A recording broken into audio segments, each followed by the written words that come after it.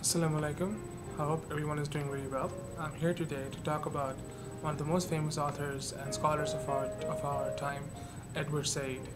And this video, and in this video, I shall try to explain what I've learned from his great book called Orientalism. It's basically what I've learned and my reflections on it. Let's begin.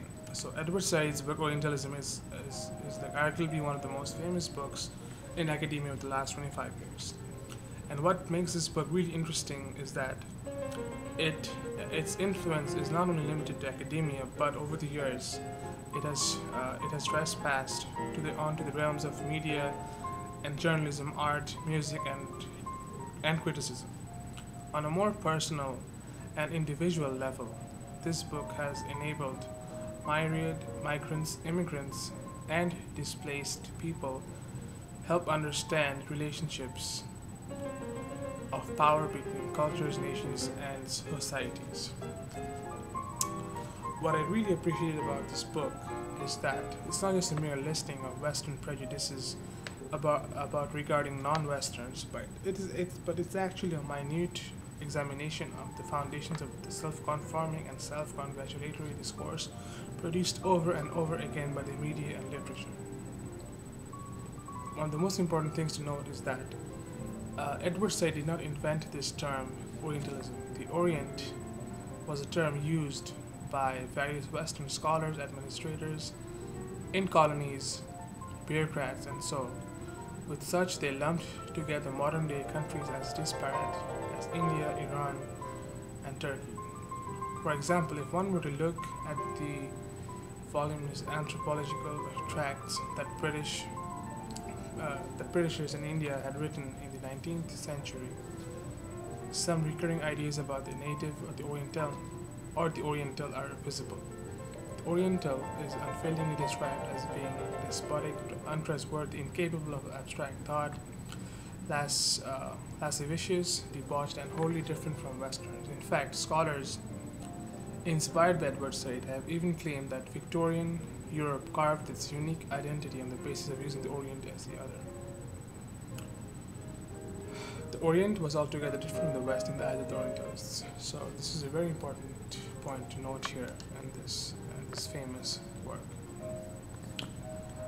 Edward Said further argued the perpetuation of the myth of the Oriental was possible only because of European political and military dominance in the Middle East and Asia. To illustrate this, using the case of British in India, one reads the diaries of British military generals as a notion of the martial races, which has had a persisting effect on South Asian politics and governance even today. What we find that when one reads South Asian history is that the British look down upon most Indians for being weak, effeminate, and sly. However, towards the north of India, especially among certain Indian communities, the British believed they found martial qualities. These communities included the Sikhs, the Punjabi Muslims, Pathan Muslims, Jats, and certain Gorkhas of Nepal. These communities, the British opined, were more masculine, brave, and therefore fit to serve in the army. Let's look at a very interesting example where Edward Said's notion can be used to explain of how the British military recruitment policy affected modern nations. After the British left in 1947, the culture of recruiting exclusively Punjabis in the army continued in Pakistan. This has been blamed by many scholars for the Punjabi dominance of the Pakistani army and state, which has led to the exclusion of other ethnic groups in Pakistan. The war of 1971 between West Pakistan and East Pakistan has also been largely attributed to the hangover of British colonial attitudes and policies. In fact, if one reads the diaries of Punjabi generals of Pakistan between 1947 and 1971, one finds that the Punjabis had internalized the discourse of the British, both with regard to themselves and to the Bengalis. For me personally, this book has been eye-opening on several accounts. Being a Bangladeshi and of Muslim origin, living here in the U.S., I've had to encounter my share of cultural stereotypes and misconceptions about my race, my religion, my culture, and so forth. Just to give one example, in my freshman year of my college years, in my first semester of my college here at Trinity College in Hartford, Connecticut, I was buying a book for my class from the college from the campus bookstore. So while I was buying my book, this lady, the cashier, she was looking at me weirdly, and she asked me, "Are you of Indian origin?" And I looked at her and I said, "No, I'm from Bangladesh," and I'm from Bangladesh. So from the confused look she gave me, I figured that she had probably never heard of Bangladesh and had no idea where Bangladesh was. And then she asked me, "So how come you didn't wear that towel around your head like I've seen a lot of Indians do?" To this, I didn't even know what to say to this because I was torn between laughter and disbelief.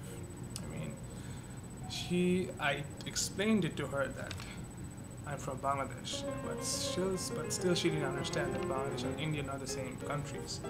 And even so, that not all Indians don't even wear turbans and not towels. So this was like a huge misconception she had. So I explained it to her again that I'm not an Indian, I'm from Bangladesh, and also that all Indians do not wear turbans. It's mostly like Sikhs and Punjabi communities who wear turbans. And then I just left the bookstore. This is just one example of like many other instances of of like racial stereotyping I've encountered here in the US.